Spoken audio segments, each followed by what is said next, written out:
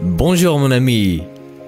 Que dois-tu faire pour être plus cohérent dans ta foi et dans ta vie en général? La Bible dit que l'homme incertain dans ses pensées est inconstant dans toutes ses voies. Jacques chapitre 1 verset 8. Cela signifie que c'est comme si une personne a de la foi d'un côté, mais qu'elle a encore des doutes d'un autre côté.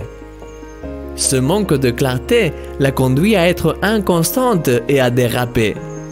Un jour, elle peut être enthousiaste et se sentir forte dans sa foi et ses projets, tandis que le lendemain, elle peut se sentir aussi mal que si elle se trouvait au bord d'un abîme. Le doute tue la foi et nous conduit à être comme les vagues de la mer, emportés par nos sentiments. Comment pouvons-nous combattre cela? Avec une foi déterminée. C'est le type de foi qui donne la détermination pour avancer, quoi qu'il arrive et quel qu'en soit le prix. C'est celle qui nous permet d'être constants et de remporter la victoire.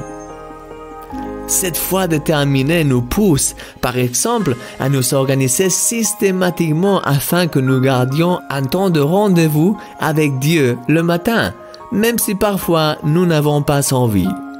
Elle nous pousse à être plus attentifs envers Dieu, à faire les efforts lorsque cela est nécessaire, à être bons envers les autres, à nous détacher de toutes sortes d'états d'esprit qui chercheraient à prendre le dessus dans nos âmes pour nous égarer.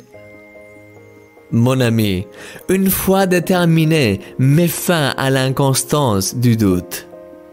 À partir de ce jour, je prie que tu puisses avoir un seul état d'esprit, une seule façon de penser qui te rendra plus constant dans toutes tes voies. Prions ensemble. Seigneur, merci pour tout ce que tu fais dans nos vies. Donne-moi une foi toujours plus déterminée. Permets que je sois prêt à faire tout ce que tu veux à tout moment et que je ne sois pas refroidi par les doutes ou les mensonges de l'ennemi.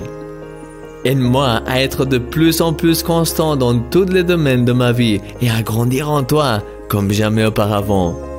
Au nom de Jésus. Amen. Mon ami, tu es un miracle. Et moi, je suis ton ami, Christian Mich.